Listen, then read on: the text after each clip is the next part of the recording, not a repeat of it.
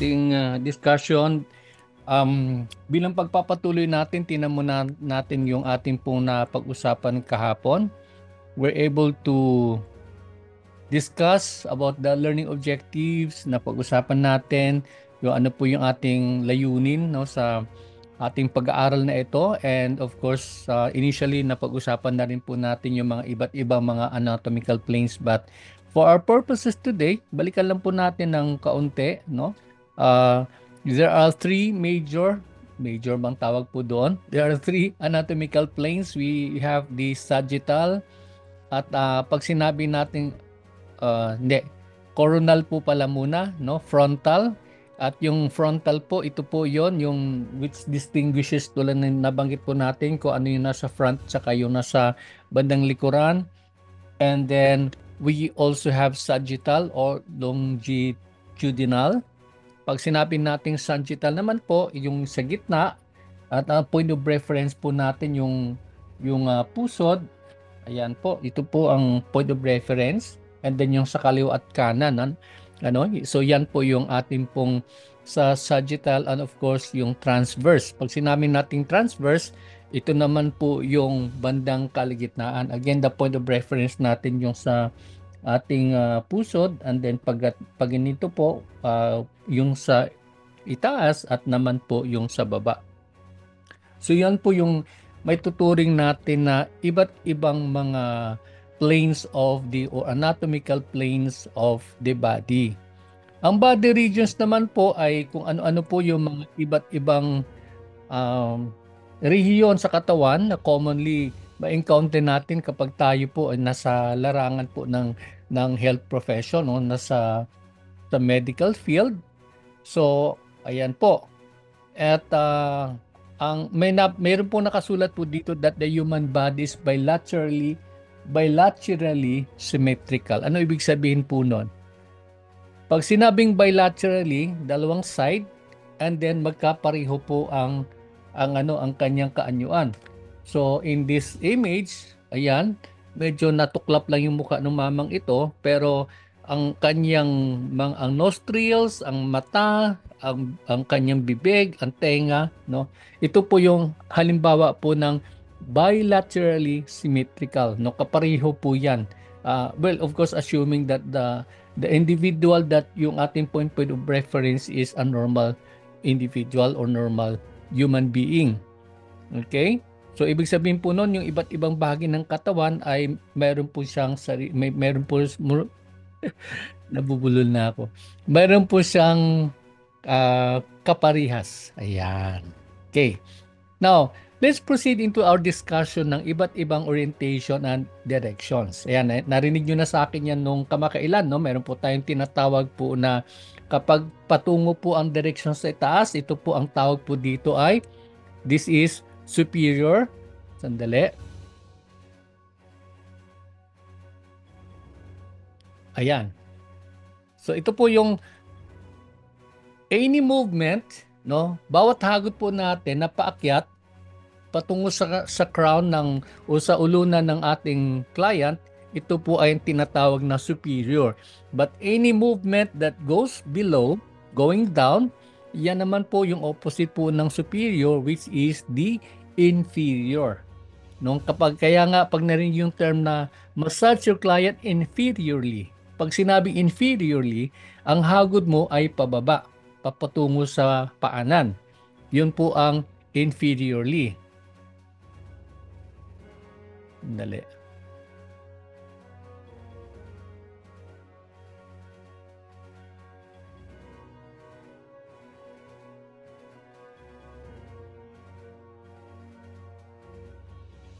Ayun po.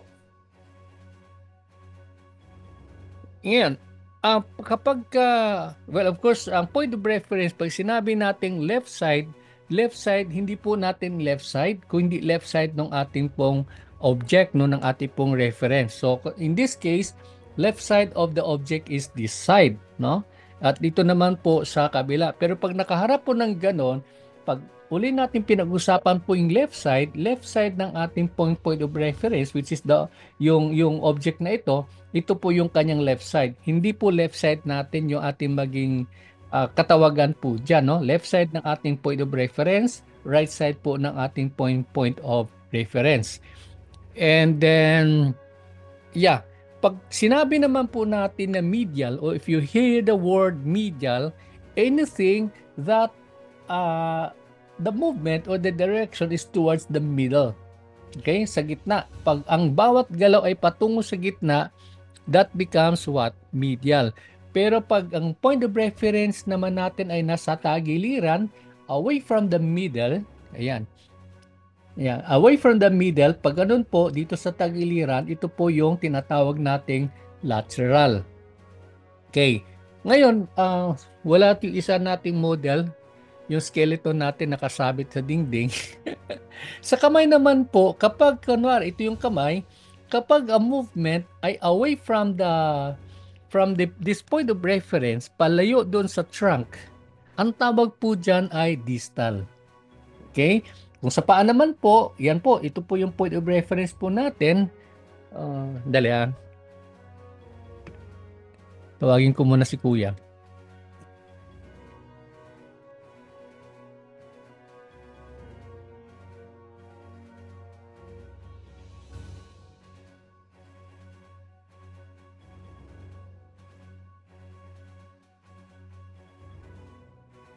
Ayan, ito mas kumpleto to. Kalahati lang po yung si JR eh. So pagkang movement po ay pag ganito palayo sa ating point of reference, pag ganun po yan, ito po yung tinatawag nating distal, no? Or sometimes ang reference po o ang katawagan ay distally, no? The movement is distal away from the trunk, pababa.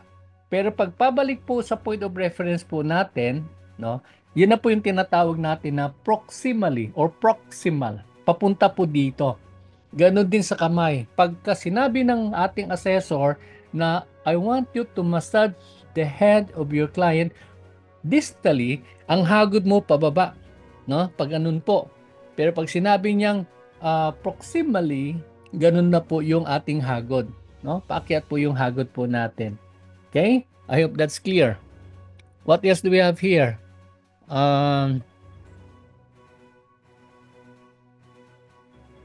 Ayan, so inferior, lower part, yan, na-discuss na natin yan, napag-usapan na natin.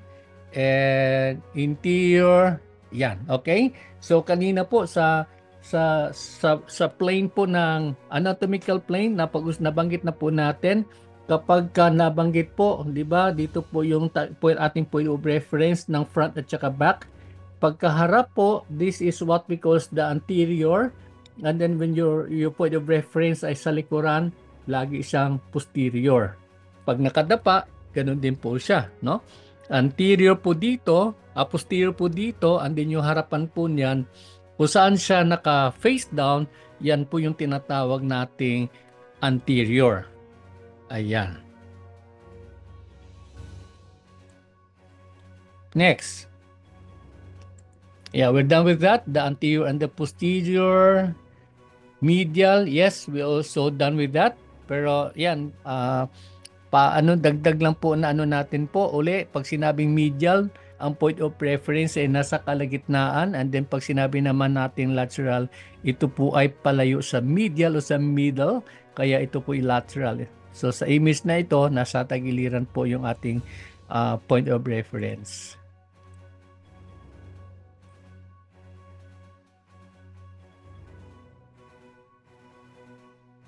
Okay, so proximity, proximal, yun na po yung naano natin kanina. Pagpatungo po sa point of reference po natin sa trunk ng katawan, that's proximal or proximity. And palayo uli, that's distal. So paulit-ulit lang po yan. Ayan. Now, let's proceed sa body regions or yung kanyang katawagan. Okay? So, there are three major body regions na makikita po natin. The first one is the head and neck. No? Ito po yung head and neck body region. Mula dito, paakyat sa ulo.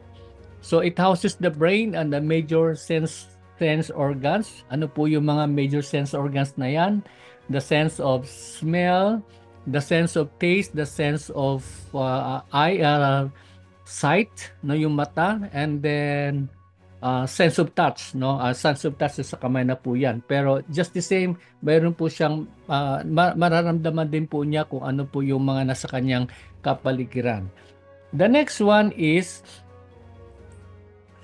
the trunk or the torso. So the trunk or the torso forms the central part of the body. Ito na po yung pinakakalagitnaan po yan. Ito po yung tinatawag natin na trunk or torso. And ito ay matatagpuan mula dito sa neck, pababa, no, sa diaphragm hanggang sa abdomen. So iyan po ito po yung tinatawag po natin na torso.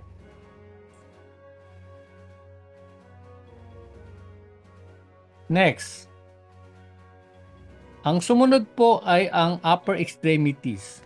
So ano po yung upper extremities? Ito po ang part na ito mula sa ating pong ang tawag ito sa upper arm natin hanggang pababa, no?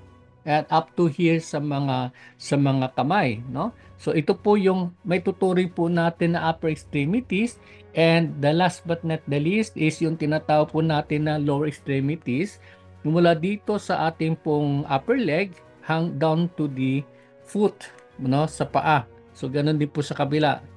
Okay, ulitin natin. The first part ng ating pong body region ay neck and hanggang sa head. And then the second is the trunk or the torso. And the third is the upper extremities, yung left and right na arm. And then yung ating pong mula sa bewang pababa hanggang sa talampakan, ito po yung may tuturing po natin na lower extremities. Ngayon, the next thing that we will nakikita natin sa slide natin is yung may tuturing natin na anatomical position. Ano po ang anatomical position? Okay? Ang anatomical position, pag sinabi pong well, of course, pagka minsan sasabihin sa inyo na inyong assessor, o sige nga, I want you to stand and assume an anatomical position. Ano pong ibig sabihin po nun? So, dito sa ating dummy, sa tingin niyo pa ito po yung tinatawag natin na correct anatomical position? Tama ba to? Anyone? Ang description natin is body erect and facing upward, arms at the side, palms are facing upward with thumbs on the side, and feet are about hip distance apart with toes pointing forward. What can you say about this? Tama ba to? Is this the correct anatomical position? Yes po, sir. Barbie says yes. Who else? Ano po yung inyong tingin? Tingnan nyo po na maigi to. Ayan, lapit ko na lang sa inyo. Ayan. Ito ba yung tamang anatomical position ng mamang ito? No, sir. Christian May, bakit no? Yung kamay niya po, sir, yung isang kamay niya. Ayan. Hindi Yung nakaharap. isang kamay, ito, tama ba to? Opo, tama. Yes. Yung isa po.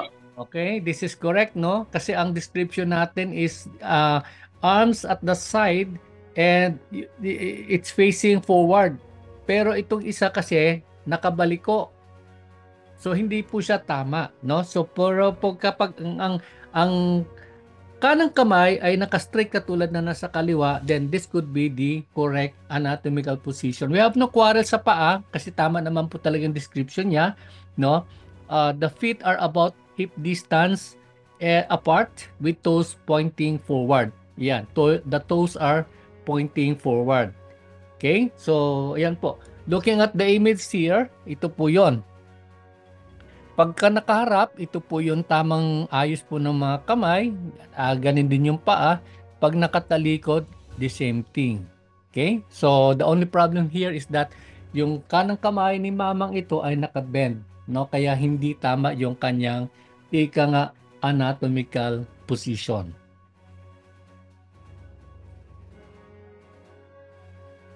Ayan. Dito naman tayo sa body position habang naka-lie down yung client. Okay, tulad nung napag-usapan na natin, kapag ka nakatihaya, ano pong tawag na ito? Ito po, ganito po yung kanyang ayos. Pag ganitong ayos, ito po ay supine position. The opposite of supine is ano po? Prone position, no? So face down and then expose po yung kanyang posterior part. Kaya ito po yung tinatawag natin na prone position. Okay. And what about if nakatagilid? Ayan. So, pag nakatagilid, ito na ngayon ay nasa lateral position. Okay, so nakataas po, nasa taas po yung nasa side. Okay? Ito po yung left lateral position at ito naman po yung right lateral position. Bakit po natin sinabing right lateral position? Kasi yung right side ng ating model ang siyang nakataas. Ayan po. Pag dito naman po, ang left side ng ating model ang nasa nakataas, kaya ang kanyang katawagan ay left lateral position. Ayan. Simple lang po. Ano po? Okay. So let's move to the next slide for a while.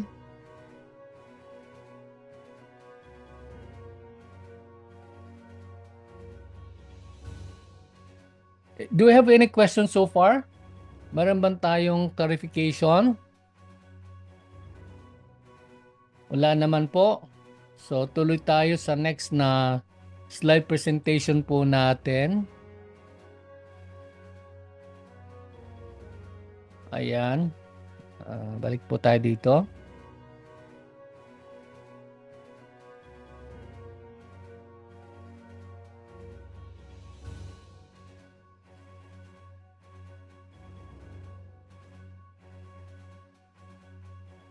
This time tutungo tayo sa tinatawag natin na body movements. Okay? Yung pagkilos ng katawan ng ating client. Okay.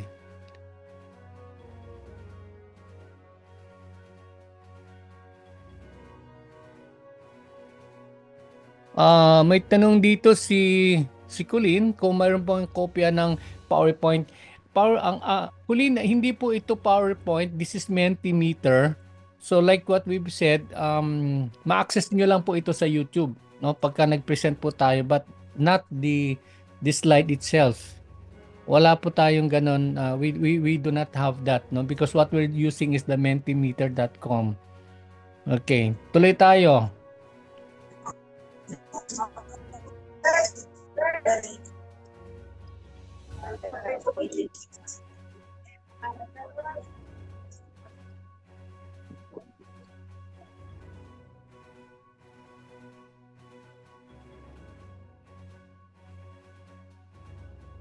Ignore na po natin yung tanong because there's a question here.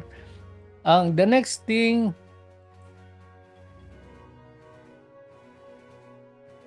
ayan, ito na yung body movements. Initially na pag-usapan na natin yan, 'di ba, sa ating katawagan. But we'll have a detailed understanding kung ano po yung tinatawag nating body movements. So essentially, ito yung mga common na mga medical term na encounter natin, hindi lamang sa pagmamasahe kundi maging sa ibang medical fields. Ano po? So ano po yung body movements na concerning the spinal column? Ito po yung tinatawag nating flexion. Ayan. And sa Bisaya ang tawag namin diyan nakatikungkong yung kanina, no? Ito yung nakatikungkong. Flexion, pag ganun po yan, hindi natin mabibend yung ating model. But the moment na bumaliktad po siya, no? That's already extension. Pero sa totoong buhay parang hyper na to, no? This is hyperextension kasi talagang liyad. So from the flexion back to the original position, yung pong tinatawag natin na extension, pero pagka sobra po na yung liyad ng ganon, paatras talaga, then that becomes actually, ang tawag na dito is hyperextension. Pag sa gilid naman, ito naman yung flexion. Tandaan nyo lang po ha, pagka tagiliran po, patungo sa tagiliran, pag ano yung movement, this is lateral flexion. And ang opposite naman yan ay, yan, pagpabalik, balikan natin ito. Pagka bumalik po siya sa kanyang ayos, then, yun po, no? Flexion. Kulang itong image na to, no? So basta po pagtagilid po siya, that's flexion. Pag bumalik sa ayos niya, that's extension. Ayan. Okay, but we'll have more of this later. And ito naman po, pagka ang rotation ay patagilid, no? Ang rotation po, ang pagkilos po mula sa shoulder patungo sa likuran, yun po yung tawag po niyan ay rotation. Pag-ikot po, pag ganon. Yes, Ems? Po pag bumalik sa galing sa tagaliran ay Opo. extension. Hindi po ba yung extension, sir, ay yung nakatingala? Yun nga, nabanggit ko kanina, 'di ba, nakatingala. Kaya nga mali itong ano na, this is already hyper, no? So nakatingala lang siyang ganon. Pagka sobra po yung tingala niya, that's hyperextension. No, pero pag ganun lang po, dapat normal lang siya, balik na siya sa normal. This is extension. Is that what you're talking about? Is this what you're talking about, Ems? Yes, sir. Kaya nga sabi ko medyo may error tong figure na to. Basta pag nasobrahan po ng ganon, balik sa ano, that this becomes hyper, no? Sobra po yung kanyang extension. Technically kasi yung flexion pababa, and then pag bumalik sa dating ayos niya, that's already what we call extension. But the moment it goes beyond, yan po yung tinatawag nating hyper extension. Medyo confusing. I'm sorry for this, confusing yung image na to. Ayan, lateral flexion.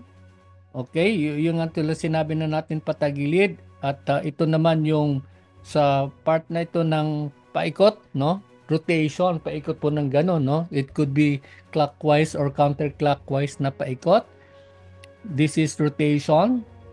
And sa shoulder naman, dito sa balikat, kapag pataas, ang tawag po dyan ay elevation. Pero pag the moment it goes down to the normal level, pababa siya, yun po yung katawagan po dyan ay depression. Ayan, ito po yung depression. So pataas elevation, pag pinababa na natin, that becomes depression. Okay. Ang sumunod naman ay pag ang shoulder naman natin, no? Kinilos natin pa harap. Ano po ang tawag po doon? Away from the middle, away from the normal position. Ito po yung abduction, away from the original position. Abduction, palayo. Palayo, no? I'm sorry, not palayo, paharap. Okay. The opposite of that one is yung tinatawag natin nakulang. So, yung pabalik, yung paatras, yan naman po ay adduction. Abduction, forward, adduction, palabas. Lagi lang po tandaan po natin yung dalawa pong magkasalungat. Pagka abduction, palayo, and then pagpalabas naman, adduction, adding, no? Adduction. Shoulder joint, ito po ay halimbawa ng flexion. Pag sinabing flexion, paakyat siya, and pagpababa naman po, ayan, palayo naman sa midline dito, then this becomes extension. Flexion, pakyat, extension, palabas. Okay, sa shoulder joint naman, kapag yung kamay ay itinaas natin mula dun sa sa kanyang anatomical position na nakatayong pag ganon, pag tinaas natin, it is what we call as abduction, palayo. Pero from the shoulder level, binaba natin, that becomes adduction. Ayan. So, yun po lagi ang ano natin, pagpalayo, laging abduction, pagpalapit, kung saan siya nagsimula o nasaan yung kanyang anatomical position, ito po ay adduction. Ayan, no? Medyo nahuli tong ano. Sa rotation naman pala to, I'm sorry, rotation. So this is the outward medial rotation. Yung, di ba, pag nag-exercise tayo, rotation ng shoulder natin. Okay? I want you ang tawag nun? Yung pag nag-exercise, di ba? Rotate your shoulder this way. 1, 2, 3, 4. Yun, yung outward, palabas po siya, no? Medial rotation. Pero pag paloob, ano po ang tawag po niyan? No? So, kung mayroong outward medial rotation, ito naman ay inward medial rotation. So, paikot naman po siya, no? Paikot po ng balikat. Outward, yung pagganon. Inward is yung pagganon, paloob, no? Paikot. Panloob at panggitna na pag-ikot.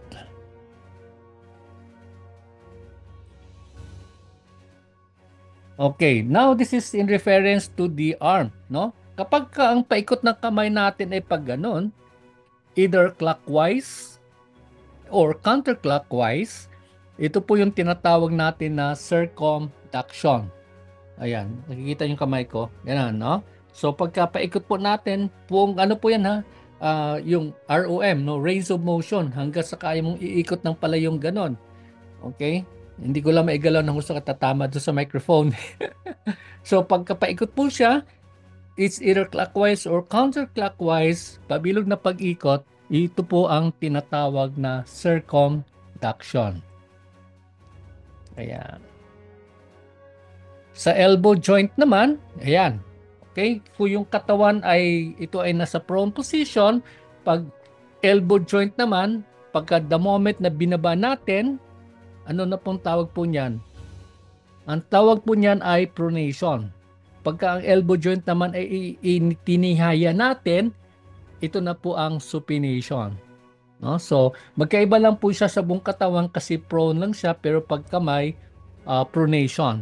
Pero sa katawan naman po, pag buo, nakatihaya, that's supine. Pero pag when it comes to the arm, shoulder joint ng kamay, then this becomes supination or supine. Ayan, kung sa arm naman, pag ginanon natin papatungo sa point of reference po natin, no, sa ating pong trunk, yung tawag po din neto ay flexion, pero the moment binalik mong palayo, this becomes extension. Ayan, ito po yung extension. Sa wrist naman, kapag yung ating palad, okay. So pag gano'n naman po, tayo na lang ako, no? So pag ang kamay pa pinaganon po natin, tama ba yun? Saan ba ko harap? Dito. Pag ganon po, this is flexion, pero pag binalik mo palayo, this becomes extension. Ayan.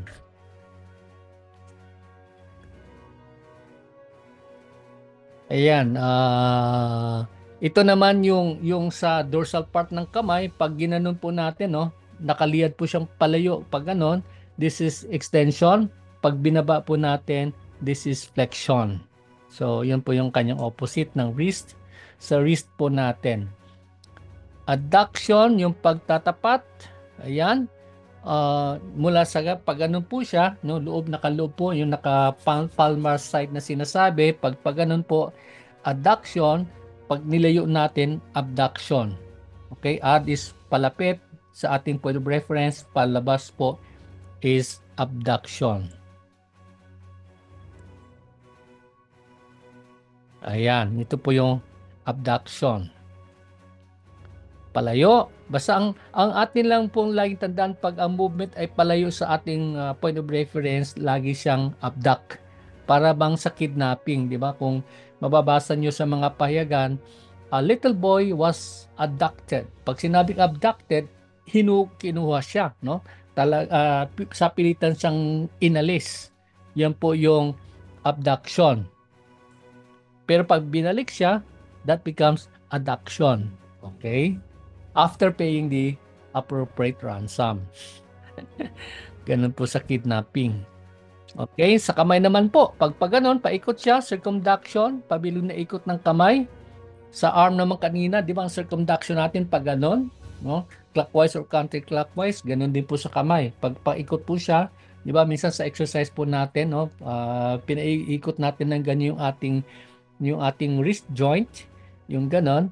So this becomes circumduction. From that term circumference, no, yung paikot, no, paikot po yan. Either clockwise or counterclockwise.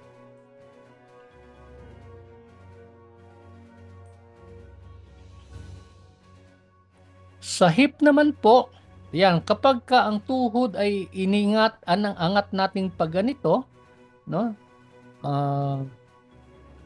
Ito po yung flexion. Pero pag binaba po natin, dumating sa dating ayos, it becomes, yan. No, I'm sorry. Pag palayo po is extension. Paakyat, flexion. Pag nilayo natin, extension. Ito po, nandito na po tayo sa hip joint na body movement. Ayan. Ito naman po, pag ang paa natin ay from the anatomical position, no, na nakaganyan po siya, at krinos po natin, pag ginanon po natin papasok, that becomes adduction. Okay? Pag pinalayo po natin, yan po ay abduction, palayo. Ayan. So pag nilayo, ayun po yan, no? Ito po yung sinasabi po nating abduction. Pag krinos natin pag ganon, this is what we call as adduction. Papasok. Nakaintindihan po ba tayo? Basta yun lang po yung principle po nun. Pag laging palapit, no, pwede reference po natin is patungo sa gitna, lagi siyang flex, pero pag palayo, lagi siyang extension. So it all applies, the same principle applies sa buong katawan ng ating client. Pagka paikot-ikot lagi involving the limbs, yan po lagi ay circumduction. Ganun lang po. Yun lang po yung tandaan po natin para hindi po tayo malito. Ayan, so lateral rotation. Ayan, no, paikot nung patagilid na ikot ng paa, no? So this is the lateral side. Dito na side. Pag ang paikot ay patungo dito na gilid, no? Pag ganon, paikot ng ganon, this is lateral rotation. Ayan. Sa pagilid po siya. Pag papasok naman po, medial rotation. Okay? Pero I'm sorry, medyo may confusion po dito kasi hindi na to hip eh. Nasa na tayo. Nasa foot area na tayo dapat. Ayan. So do you have any questions so far when it comes to the body movements? Yan po. Yan po yung mga patungkol sa pagkilos po ng ating pangangatawan. Pero I'm really happy to announce to you that these things na pinag-usapan natin ngayon ay mga nice to know na mga bagay-bagay. Pero huwag kayong mag-alala, hindi naman kayo patatayuan ng assessor at sasabihin, sige, you perform flexion, flex your arm, and then you do the circumduction of the feet, circumduction of your wrist, yung mga ganun. Wala namang ganun. Kasi ang ating pong hands-on, ang ating pong oral practical is more on the massage procedure itself. No? So these things are just very good to know, and you may have an understanding just in case lang na kailangan natin tong gawin. Kasi if you notice, ako napansin ko lang po na ayaw ko lang naman itong alisin sa ating training manual, pero it's more on the physical therapy side, no? Yan po naman talaga yung kanilang forte na sinasabi. Okay. So let's move on unless you have anything to ask. Ang oras po natin is time check. Mayroon pa tayong 24 minutes left. So, mabilisan lang po natin itong gagawin. Out muna tayo dito and then we'll proceed to the next slide presentation that we might have. Okay. So, there you are. We're done with that. Sa body movements. And tutungo na tayo ngayon sa ano ba yung iba't iba mga major organ system ng katawan ng tao. Ayan. Dito na tayo ngayon, no? Tatalon na tayo ngayon sa mga iba't ibang mga organ systems. Okay, so naalala niyo po yung pinag-usapan natin, ang structure or organizational structure ng katawan ng tao nagsisimula saan? Forget about the atoms. Huwag po tayo magsimula po roon. Magsimula po tayo sa basic unit of life. What is the basic unit of life if you still remember? Cells. I'm sorry? Cell. Yes. Lagi nating tandaan, no? And by the way, trivia lang po. Sa tingin nyo po, gaano kadami ang cell sa katawan ng tao? Any guess? Millions of cells. Millions. Sige po, ano pang sagot ng iba? Sabi ni Barbie, millions. Okay? Billions, sir. Ayan, sinong sumagot ng billions? Si Colleen. Tama? Colleen, Yes ikaw po. yun? Yan, Yes po. sagot ni Colleen, billions. Any other answer? So we have millions, we have billions. What else? What do you think? How many cells does a human body have? Trillion, sir. 3 billions. Talagang Trillion. binigyan mo, Oliver, ha? Trillion, sir. Trillion. Trillion. 37 trillion. Uy, si Joseph. Ilan sir ang sagot mo? 27? 30 trillion? 37? 37 trillions. Opo, sir. 37 Talagang sinipag kayo magbilang, ha? Di, ganito na lang po. Kasi, based naman sa mga scientists, no, probably, pag i-google natin, billions and billions. No? So, it's not only millions, it's not only billions, but billions and billions. No? Siguro close to saying na mga trillions, but we really don't know. We really don't know. Nasa ano lang po siya. Ano Sorry, yun, sir. Em? It depends po sa sexual, sa uri ng, ngari, kung bukod po yung sa babae, iba po rin po sa lalaki, iba po yung sa bata, at iba rin po yung sa newborn.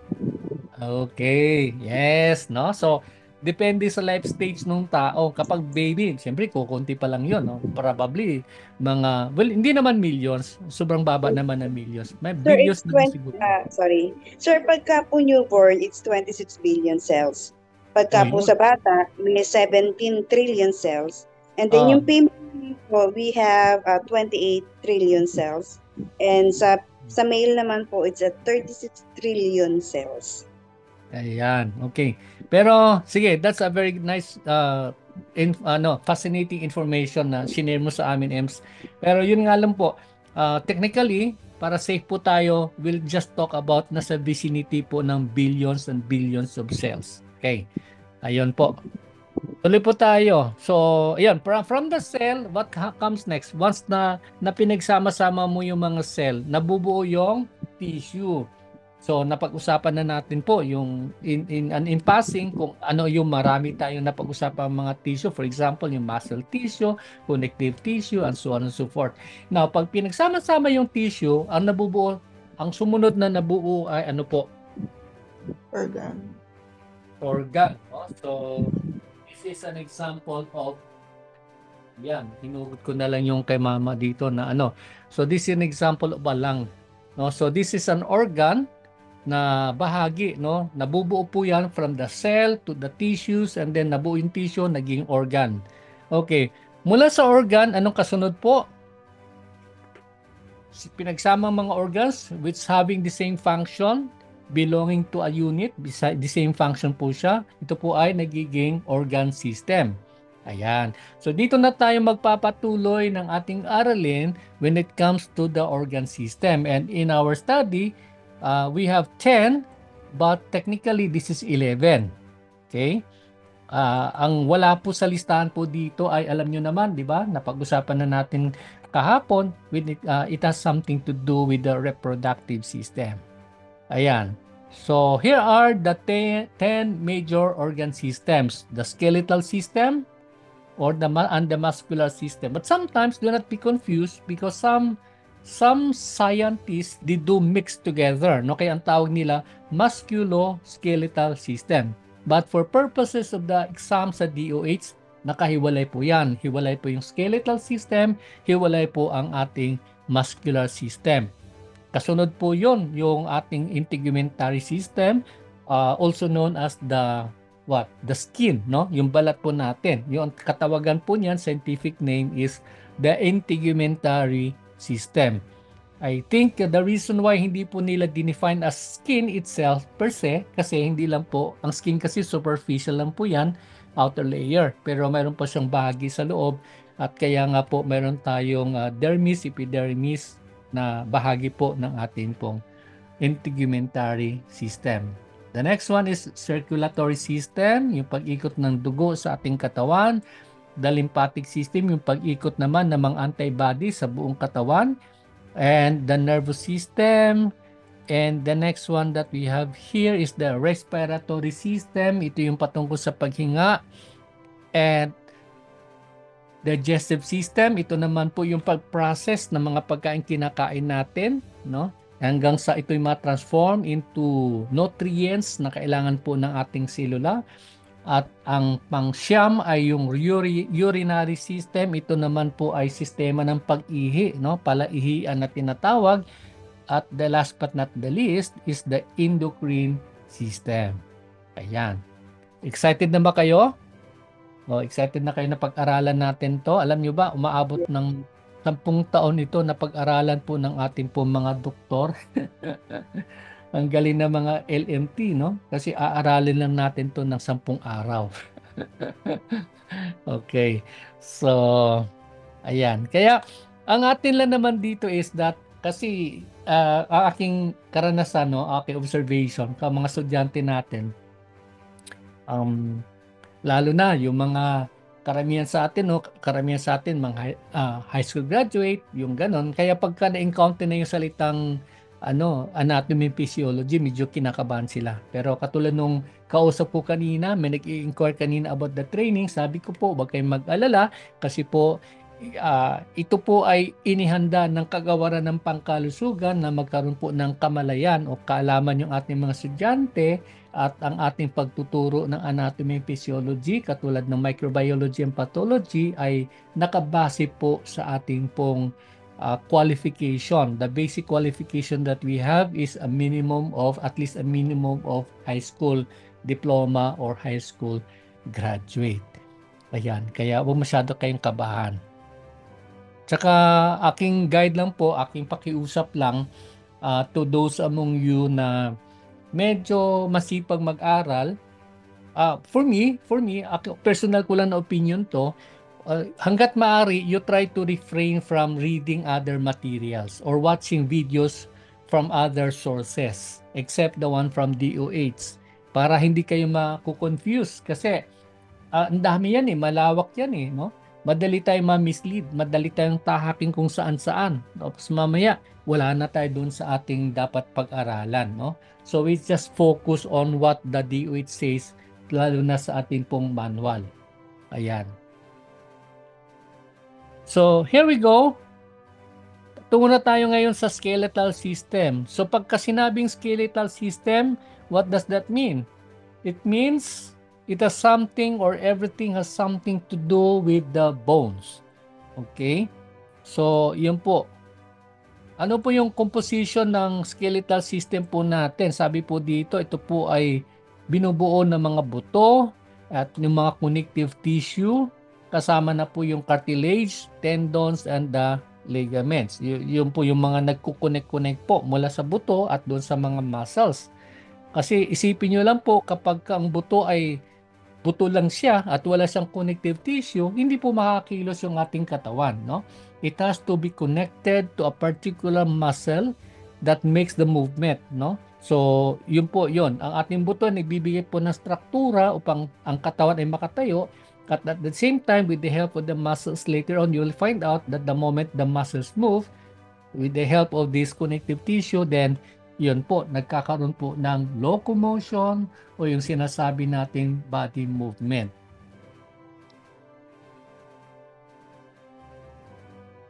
Ayan, so nabanggit na natin kanina yung connective tissue.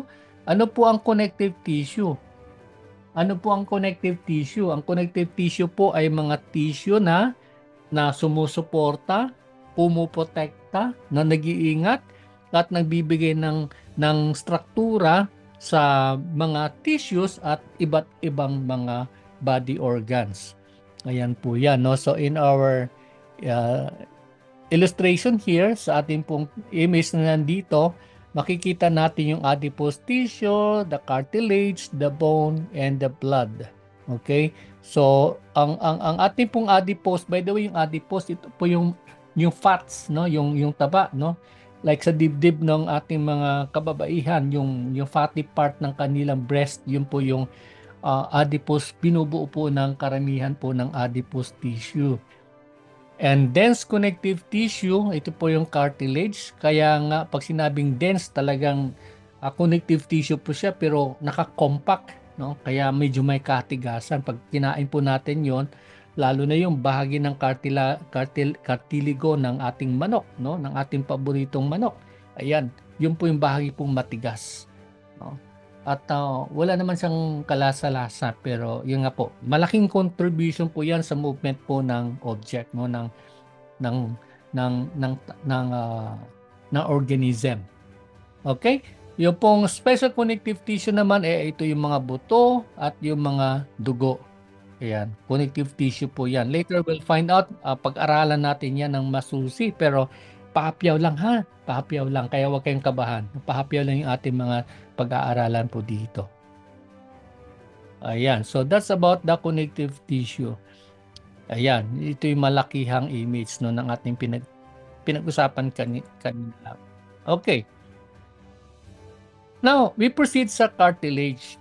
Okay? Ano po yung cartilage? Ano po yung cartilago? The cartilage is a strong, flexible connective tissue that protects joints and bones. Ayan. So sa buto ng tao, sa mga joints, where's that image of mine? No, later, pakita ko po sa inyo. Ito po yung bahagi po ng ating buto, no? Hindi po siya bone per se, pero ito po ay naka-attach sa ating bone at ang kanyang gawain ay siya'y tumutulong para maproteksyonan yung mga joints tsaka yung mga buto, no? So isipin nyo na lamang po, nagkikiskisan po kasi yung mga buto natin, lalo na sa mga joints, no? Sa shoulder, sa hip, sa knee, lahat po yan nagkikiskisan po. Kaya mahalaga po yung role ng cartilago natin.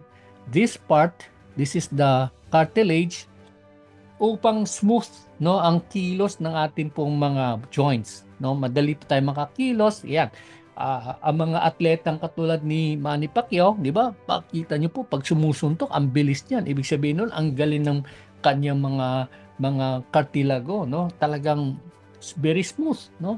Pero pagka medyo tumatanda na si Manny Pacquiao, no? Umabot na siya ng mga 60 o 70, maghaganito na po mangyayari sa kanyang mga cartilage. Madadamis na po yan. Why?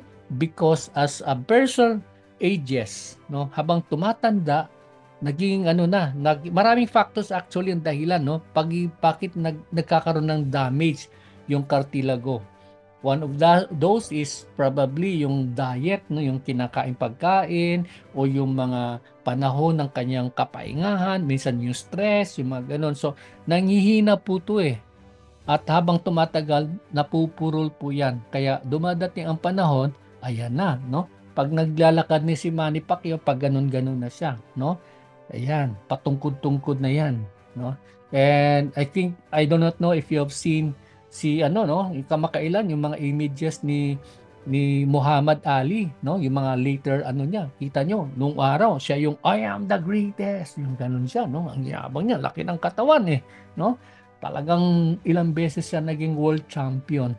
Pero ngayon, ayun, hirap na siya. I think mayroon na siyang, ano ba yung tawag no? Alzheimer's disease, yung ganun, no? Yung nanginginig na yung katawan niya, hindi niya na makilos na maayos.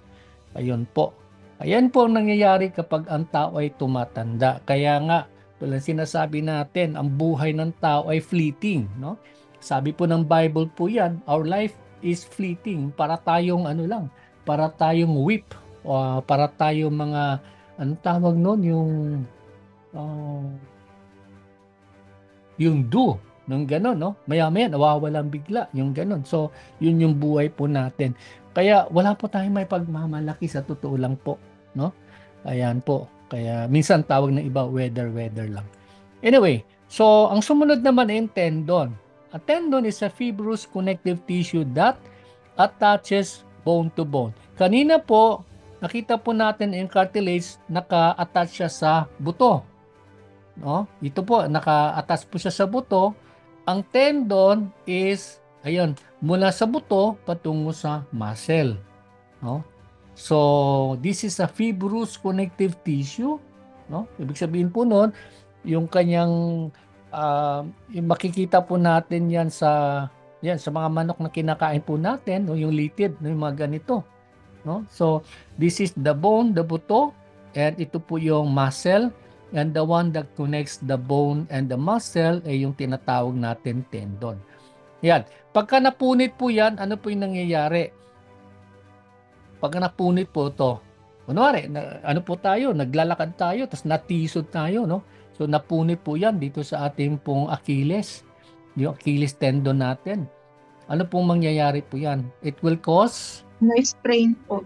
sprain. Yeah, perfect, no? Yung sinabi ni Barbie, magkakaroon po ng sprain. Yan, no? Kasi ano niya pag natapirok napupunit, no? Pero gumagaling ba siya? Yung sprain na yan, gumagaling ba siya? O kailangang operahan agad? Normally, it heals by itself, no? Given enough rest, enough time, gumagaling naman po siya. Sorry, parang katulad po ng sunog. Pag nasunog po yung trauma yung ating katawan, isang part na to ay nasunog, yan ganon, gumagaling po siya through time. Kaya yun po yung maganda sa katawan natin, no? Kasi meron tayong ability to heal ourselves. It heals by itself. Yun nga. So that's how God created the human body. I cannot remember exactly yung verse, pero may sabi po sa Bible na we were wonderfully and beautifully made. Tama ba? Wonderfully and beautifully made. We were created in the image of God. No? Ibig sabihin, talagang napakaganda, napaka-perfect yung katawan po natin. Kailan po, dahilan po sa kasalanan, yun po, medyo nagkaroon po ng pagkakawendang-wendang ng buhay ng tao. Okay? Ang sumunod naman ay ligament. So kung kanina, di ba nakita po natin, connect ng muscle to muscle, muscle to bone, ito po ang katawagan ay tendon. Subalit, datapwat, kapag ang buto naman ay na-attach sa buto, yan, it becomes ligament. Okay? Usually serves to hold structures together and keep them stable. So, let's take a look at how it looks. No? So, yan po, ito po yung tendon, ito po yung ligament. Okay, ayan po, no? Ayan, buto to buto. So, nasaan yung buto? Patella, ayan. Buto to buto. This one, no? Ayan. Yan po, nagko-connect po na yan. Yan po ang katawagan po natin dyan ay ligament, no? Attaches bone to bone. Yan. So, wala kang makikitang muscle po dito, no? Pag nagko-connect po yung dalawang yan. Ayan po. Okay, so, ayan. Ano po yung main function? Punta na po natin. So, malinaw na po tayo dun, ha? We know already anong difference ng tendon, ng ligament, and so on and so forth. Now, the main functions, what are the main functions of the skeletal system? Sa tingin nyo po, ano po yung pinaka-main function? Main function po niyan ay provide strong internal framework that supports the body. Ayan. Mandali.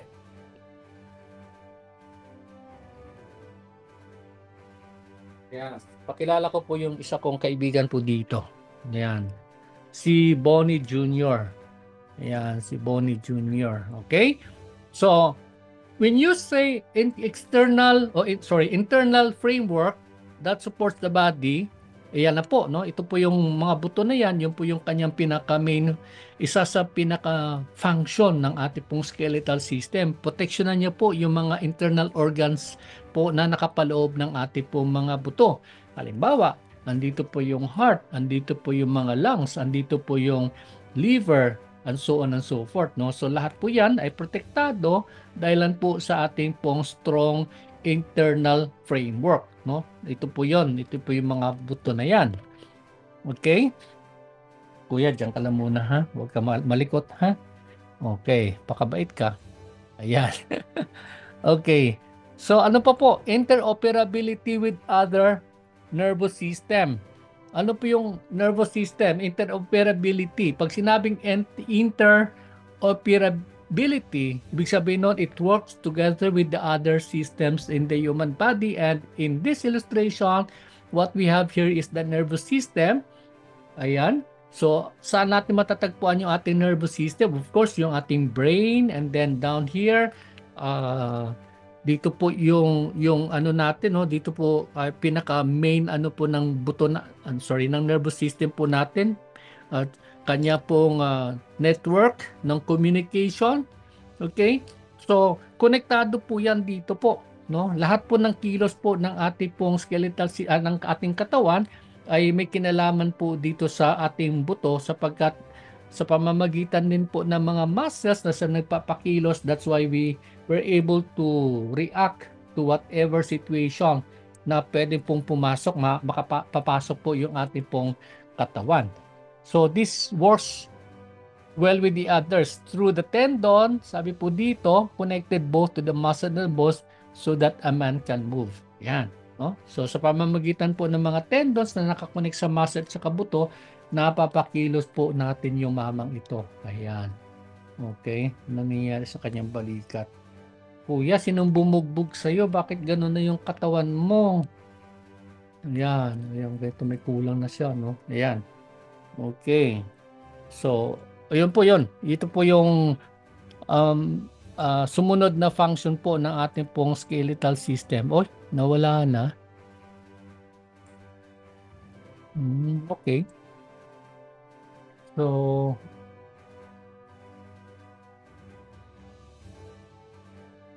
ayan.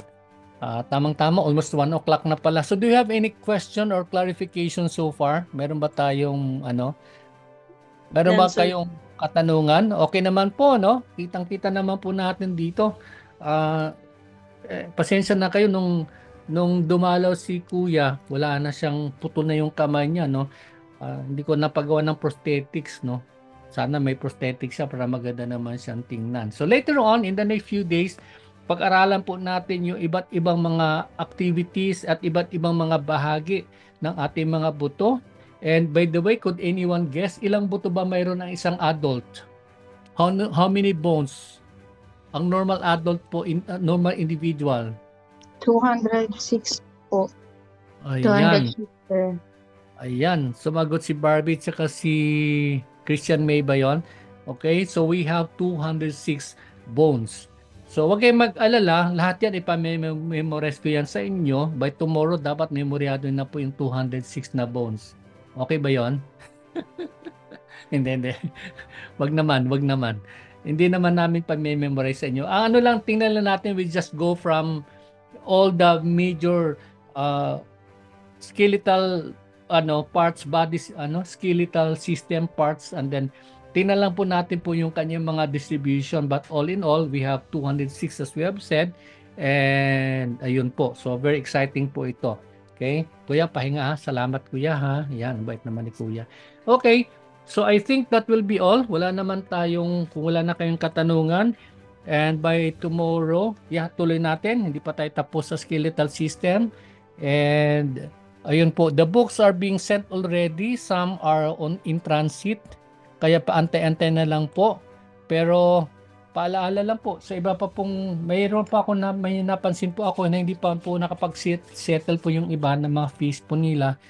Please settle it with us, no?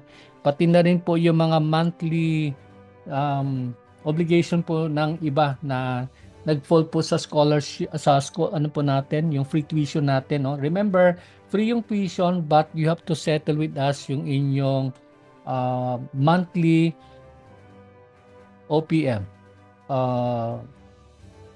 Yung ating monthly fee para sa online system po natin, ano. So, we try to balance everything. Free po yung tuition pero tutulong po kayo na mabayaran po natin yung ating mga online fees, no, kasi we are paying this in dollars and we are giving you a generous contribution only 500 per month. No? That means instead of paying 4,950, 4,950, yes, and then naging ano na lang po, naging 500 per month. So that means 1,500. Okay? But if you have any problems, you let us know. To those who are still struggling with your finances, you let us know. PM nyo po ako, huwag nyo po idaan sa group chat yung mga ganung mga bagay, ha? I-PM nyo po ako. If you need to come out with your promissory notes, okay naman po tayo on that. Pero tandaan nyo po, we cannot recommend you to DOH unless you have settled all your financial obligations both sa ating level 1 hanggang sa level 2. Okay? And continue on with your yung mga documents ninyo, mga required documents. I've sent already the checklist na kailangan nyo i-print and then check nyo po kapag okay na and then before you send it to AUSA Gensan. Ayun po. Then you have to send it to us para dito pala ma-screen na namin at tutulong po kami na to make sure na lahat ng documents nyo intact para hindi kayo magkaroon ng problema pagdating po sa DOH licensure examinations. Okay? So, thank you so much. Kung wala na pong tanong, maraming salamat and see you again tomorrow. God bless. Arigato. Continue to study. Thank you, sir, for today. And, God bless you.